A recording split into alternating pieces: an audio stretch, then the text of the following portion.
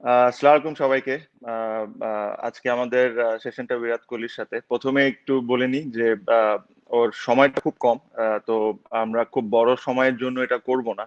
হয়তোবা খুব ছোট সময়ের জন্য করব। নর্মালি তো আপনাদের জন্য সব প্রশ্নগুলো আমি চেষ্টা করি নিয়ে আসার জন্য, বাট এই একটা এমন ব্যক্তি যার কাছে আমারও নিজের অনেক কিছু শেখার আছে। আর প্লাস আমারও অনেক টিমমেট আছে যারা ইয়াং প্লেয়াররা আছে, ওরাও আমাকে অনেক কোয়েশ্চেন পাঠাইছে জিজ্ঞেস করার জন্য যে ওর থেকে আমরা কি শিখতে পারি। তাহলে আজকের সেশনটা হবে একটু স্পেসিফিক আমাদের ক্রিকেট নিয়ে। ওর থেকে জানতে চাবো যে ও কিভাবে এত ভালো প্লেয়ার হলো, অথবা ও কি করে না করে এইসব নিয়ে। আমি হয়তো বা 1-2 মিনিট আগে এসে গেছি, বাট আশা করি এটা কোনো প্রবলেম হবে না। তো আমি আর সময় নষ্ট না করে আহ, আমি ওকে ইনভাইট করি, আর ওর সাথে আমরা কথা বলা শুরু করি। মিনাস, প্লিজ যদি বিরাট ব্যাটে যদি একটু স্ক্রিন আনোস। হাই বিরাট ভাই, how are you? Hi, Tamim. I'm good. How are you? I'm good. How's family, Virat bhai? How's Bhabhi? All good. Family is good. I hope your family is all safe and healthy also. I know it's all Yeah, yeah, difficult there, but yeah, God's been kind. We yeah, are all okay. We're all safe. Yes. yeah. So Virat bhai, firstly, how's the Indian situation now? India में कैसा हालात है अभी? India situation better हो रहा है धीरे धीरे सब प्रोसेसेस जो है वो एक सिस्टम से आगे चल रहा है थोड़ा टाइम ऑब्वियसली हमको चाहिए था सब चीज़ों को स्ट्रीमलाइन करने के लिए लेकिन प्रोग्रेस अच्छा चल रहा है अब काफ़ी कॉन्फिडेंट हो रहे हैं लोग धीरे धीरे कि चीज़ें वापस रिज्यूम होने लग जाएगा नॉर्मल चीज़ें लेकिन मुझे ऐसा लगता है कि सिस्टम्स आगे काफ़ी चेंज हो जाएंगे हर जगह तो हमें ये जो कंडीशन है ये जो सिचुएशन है उसके साथ रह के ही चलना पड़ेगा आगे बट आई थिंक सबका एक स्लो प्रोसेस है जो हम लोग भी बहुत रिस्पेक्टफुली फॉलो कर रहे हैं और बहुत ज़रूरी भी है क्योंकि सिचुएशन ऐसा है कि हम लोग कोई भी इस चीज़ को लाइटली नहीं ले सकते बट धीरे धीरे हमारा जो केसेस का रेशो है डबल होने का वो भी धीरे धीरे इम्प्रूव हो रहा है तो अच्छा ठीक चल रहा है अभी और उससे उससे ज़्यादा हम कुछ बोल नहीं सकते हैं इस टाइम पे क्योंकि एवरी डे आपको देखना पड़ेगा कि सिचुएशन कैसा अनफोल्ड हो रहा है but so far it's fine yes Yeah, similar situation is in Bangladesh, Virat bhai, because you know that both the countries have daily earners. So the poor people are like they work daily and they earn daily. So even our government is doing their best, but they have to open some sectors to take care of the poor people. Otherwise, there will be less affected through corona, more through hunger. I agree. Even in India, I think for everyone, the biggest challenge is that right now to take care of our migrant laborers, to take care of people who are not getting food and basic necessity on a daily basis.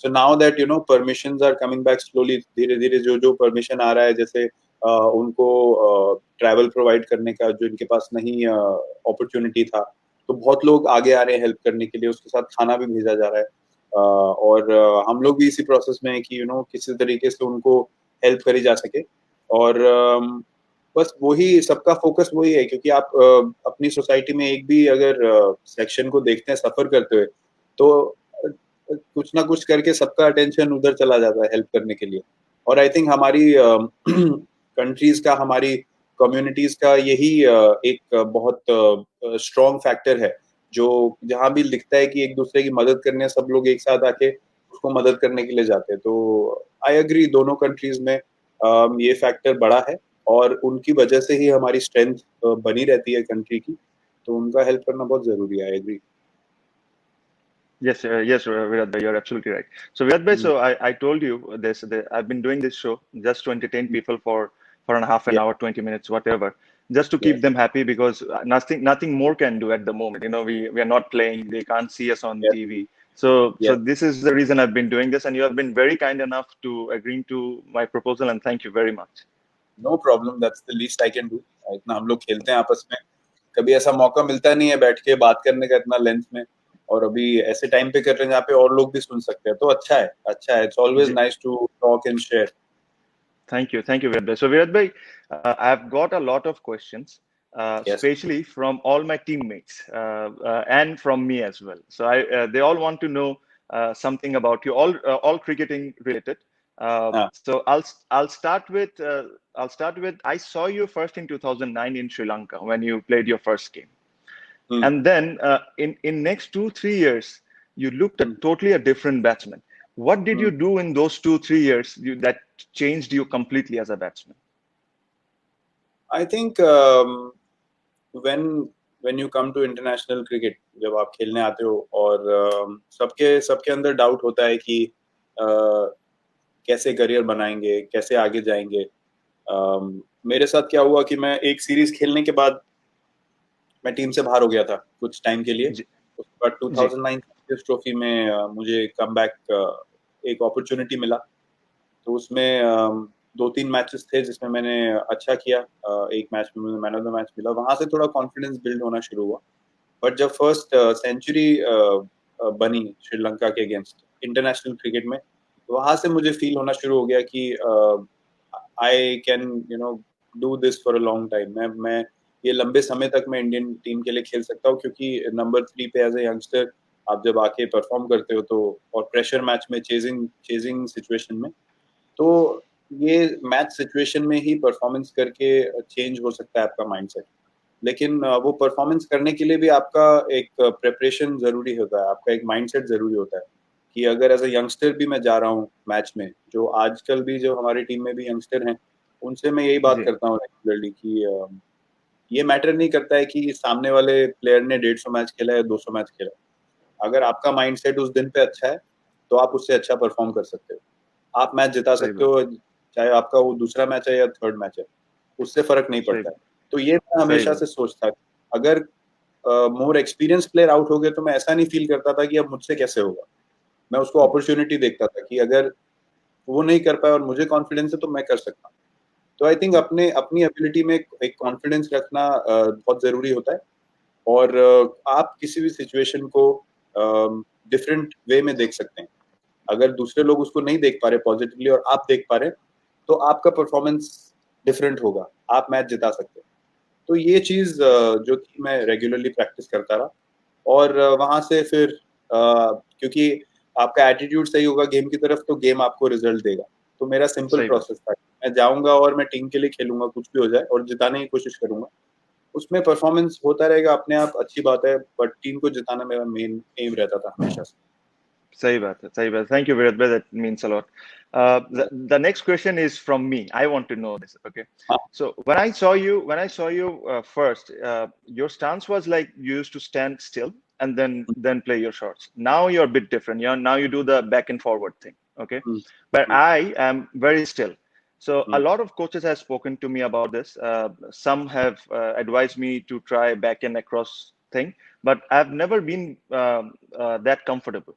Hmm. I wanted to know why did you change from standing still and then going back and across now? I mean, I changed because मुझे ऐसा लगा कि, and it's a very personal thing, I felt like I wanted to play all over the ground. और उसके लिए I felt कि जो static position में खड़ा होना stance में, मुझे ऐसा लग रहा था कहीं ना कहीं it was making my options limited. कि एक तरीके से ही मैं गेम को खेल पा रहा था. बट जब बैक एंड अक्रॉस, मेरा बेसिक अंडरस्टैंडिंग बैटिंग का हमेशा ये रहा है कि जब तक आपका हिप्स बेस्ट पोजीशन में है मूव करने के लिए, आप कोई भी पोजीशन में आके अपना फीट मूव करके शॉट एग्जीक्यूट कर सकते हो. तो मुझे ऐसा लगा कि स्टैटिक पोजीशन में मेरे स्टाइल ऑफ प्ले के लिए वो नहीं काम कर रहा था. बट बहुत बहुत लोगों के लिए काम करता है. सचिन तेंदुलकर बिल्कुल स्टैटिक होके खेलते थे, उनको कभी कोई प्रॉब्लम नहीं हुआ. उनका हैंड आई कोऑर्डिनेशन टेक्निक बहुत सुपीरियर था. तो मुझे अपनी गेम के हिसाब से थोड़े थोड़े चेंजेस लाने पड़े और थोड़ी थोड़ी चीजें ट्राई करनी पड़ी डिफरेंट डिफरेंट टाइम पे. और ट्राई करे बिना मुझे पता नहीं चलता. तो वो मैं एक जरूर चीज कहना चाहूंगा कि अगर आपको लगता है कि आपकी गेम में कुछ ट्राई करना चाहिए तो जरूर उसको करें और प्रैक्टिस में करें. और मोर इम्पोर्टेंटली एक या दो मैच में जरूर जाके करें, क्योंकि मैंने ये एक्सपीरियंस किया है कि प्रैक्टिस में आप कितना भी ट्राई कर लें, बट एक मैच प्रेशर सिचुएशन में जहां आप आउट भी हो सकते हैं, जहां सिचुएशन भी कंट्रोल में नहीं रहता है, प्रेशर भी है ऑपोजिशन का, एक मैच भी फंसा रहता है, कभी आपको अच्छा एक इनिंग खेलना है, उस टाइम पे अगर आप उस चीज को प्रैक्टिस करके एग्जीक्यूट कर लेंगे तो फिर वो आपका कॉन्फिडेंस लेवल, मेरा ये मानना है कि प्रैक्टिस आपको एक अश्योरेंस देता है कि आप रेडी हैं, लेकिन कॉन्फिडेंस जो ऊपर जाता है वो मैच सिचुएशन में परफॉर्मेंस करके ही जाता है। और जो चेंजेस हैं अपनी बैटिंग में वो भी मैं ये करता हूँ कि आप अगर मैच में एक बार दो बार ट्राई करोगे और वो अगर इट ओपन्स अप, अगर उसमें परफॉर्मेंस हो गया तो आपका एक नया एक ऑप्शन खुल जाएगा बैटिंग। तो ये मैंने खुद एक्सपीरियंस किया। सही बात।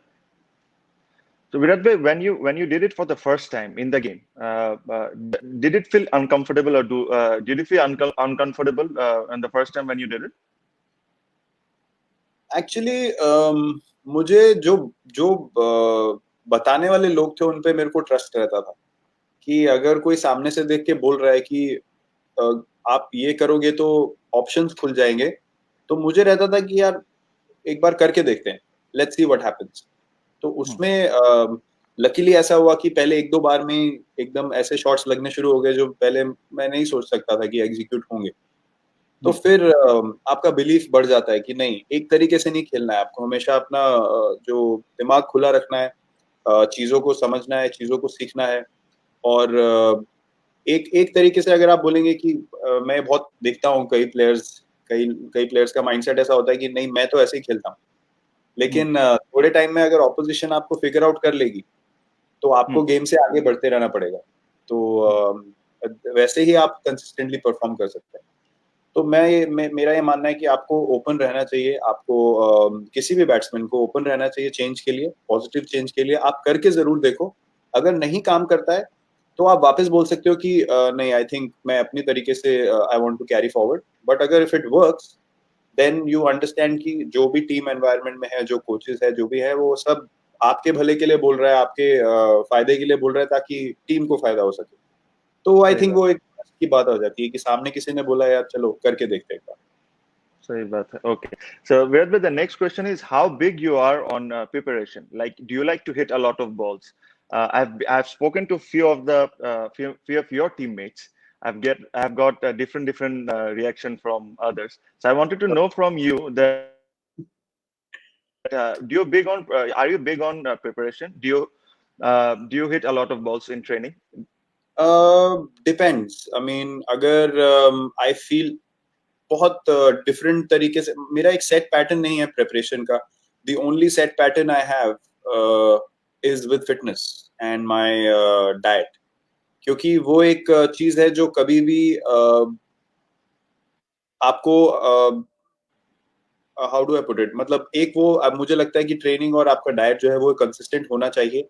क्योंकि अगर आपकी बॉडी बेस्ट शेप में है और आप मेंटली अच्छा फील कर रहे हो, बॉडी में कोई प्रॉब्लम्स नहीं है, स्टिफनेस नहीं है, तो you can go out and you can be at your best every time.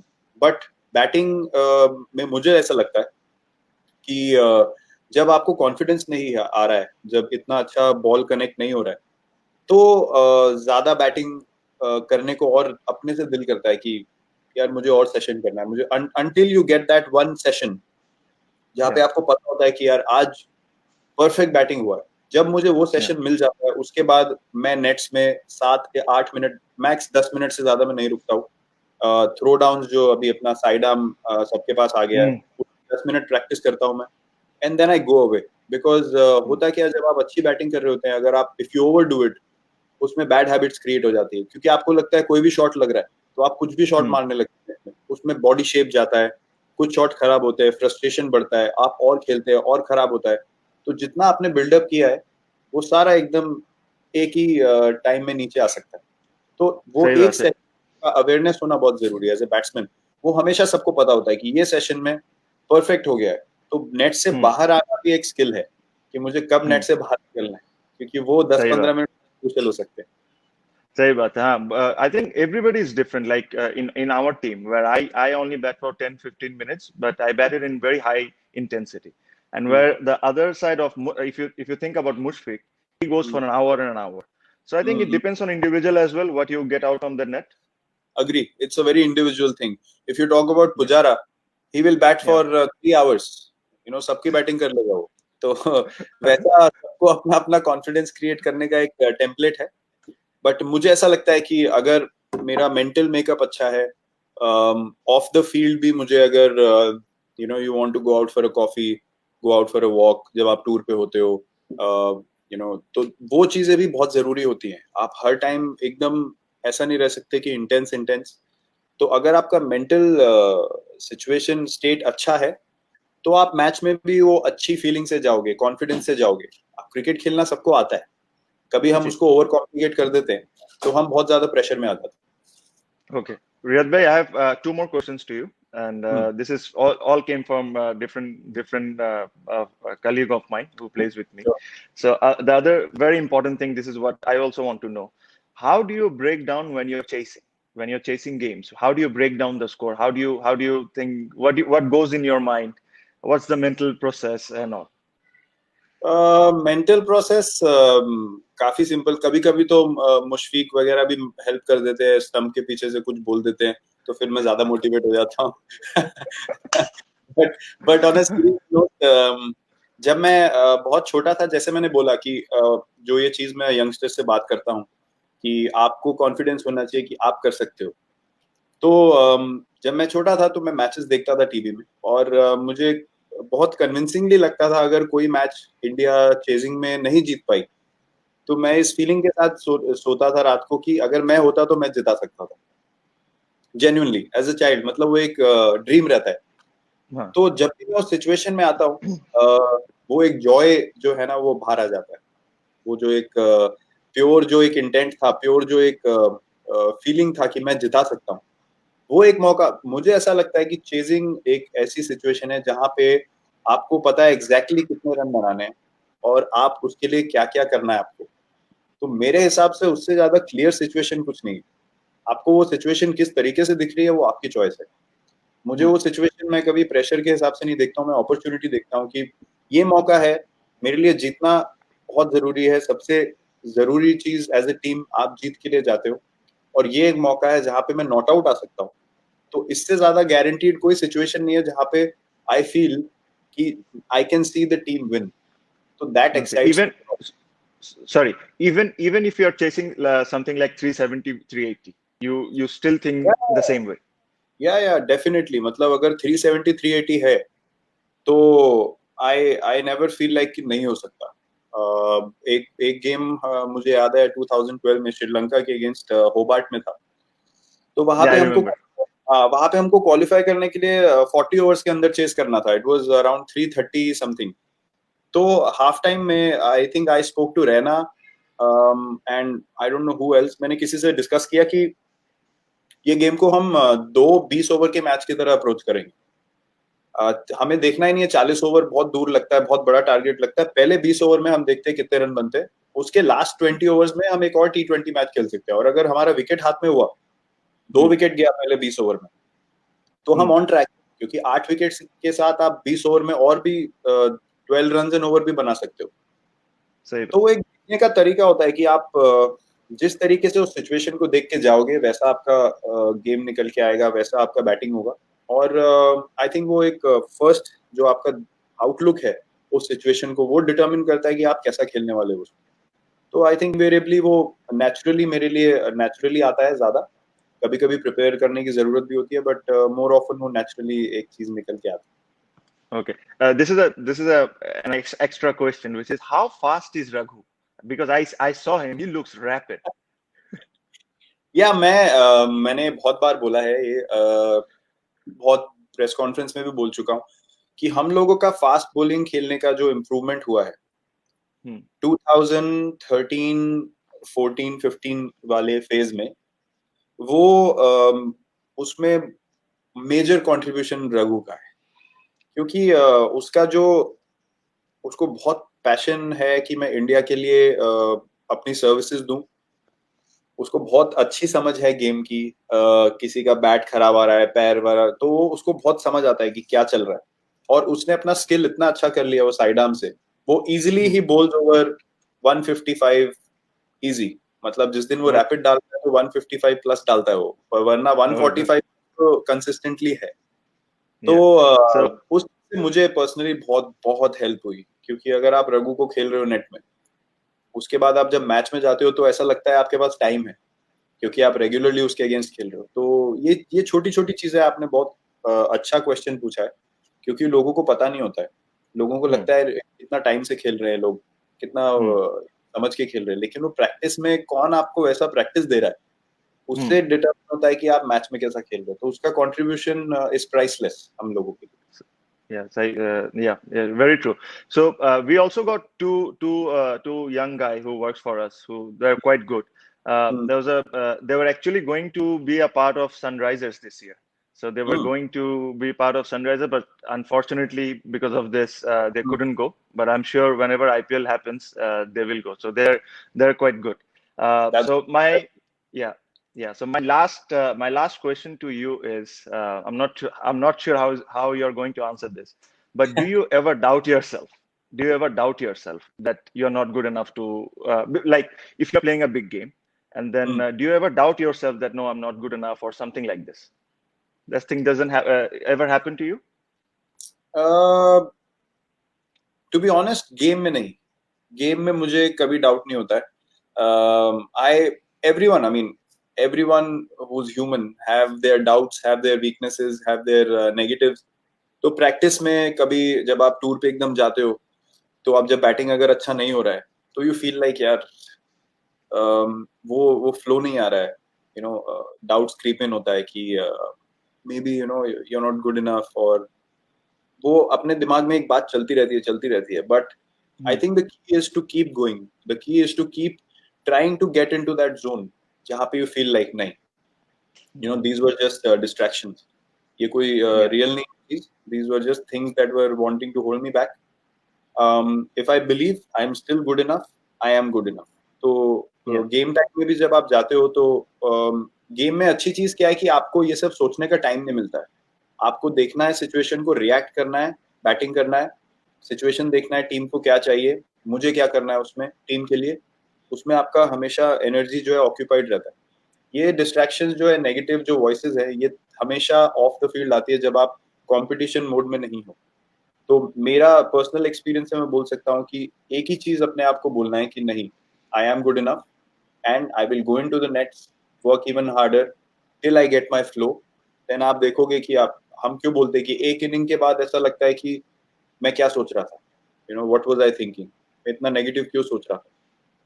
तो जो वॉइसेस है वो दोज आर नेवर रियल, वो सिर्फ एक distraction.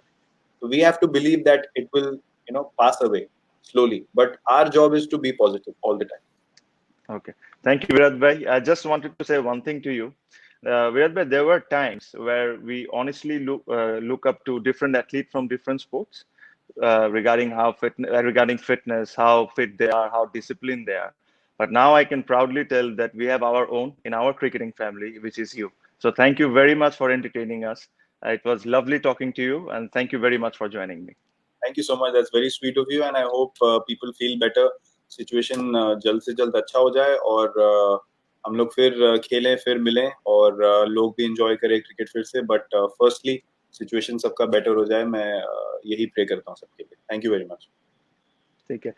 Virat bhai, Eid is coming. If you could like to wish the Bangladeshi people Eid Mubarak. Yes, I would like to wish everyone a very happy Eid Mubarak. अपनी family के साथ obviously सब लोग time spend कर रहे हैं, enjoy करो। ये टाइम भी जो है वो एक यादगार टाइम रहना चाहिए सबकी फैमिलीज के साथ जो है। और आई रियली होप कि सब एक स्माइल के साथ, एक खुशी के साथ इस ईद को भी बनाए डिस्पाइट ऑल द चैलेंजेस। और एज आई सेड, होपफुली चीजें सब अच्छी हो जाए, सब लोग प्रे करेंगे, ऑब्वियसली हम सब प्रे करेंगे साथ में। आई डोंट थिंक ये टाइम है कि हम एक दूसरे को डिफरेंटली देखें कि यू नो वहाँ क्या हो रहा है, यहाँ क्या हो रहा है, क्योंकि सब लोग एक ही लेवल पे हैं इस टाइम पे, सब लोग इस चीज के फाइट। तो मैं ये प्रे करता हूँ सबको इस चीज से जल्दी रिलीफ मिले और सबको बहुत बहुत ईद।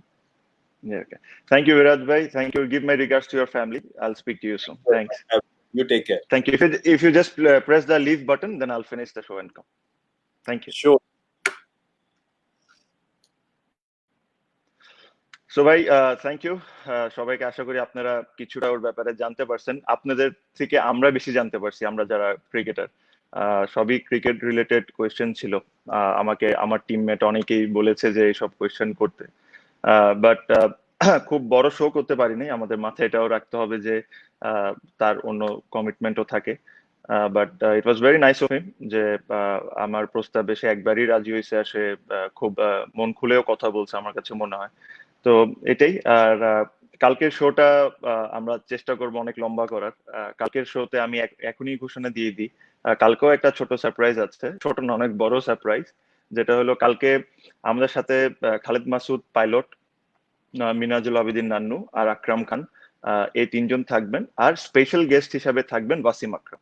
তো আমাকে অনেকেই কোচ যারা আছেন আমাদের লোকাল, ওনারা ফোন করে বলেছেন যে ওয়াসিম আকরাম থেকে যদি একটু বোলিং টিপসের ব্যাপারে একটু আলাপ করা যায়, তাহলে ওরা জানতে পারবে, শিখতে পারবে। তো আশা করি কালকেরটা শোটা আমরা লেন্দি শো করব, অনেক 99 ওয়ার্ল্ড কাপ নিয়ে কথা বলবো, ওয়াসিম আকরাম যেহেতু থাকবে, প্লাস ওই ওনারা তিনজনও ছিলেন 97 চ্যাম্পিয়ন্স আমরা যখন কোয়ালিফাই করি, ওটা নিয়েও আমরা কথা বলবো।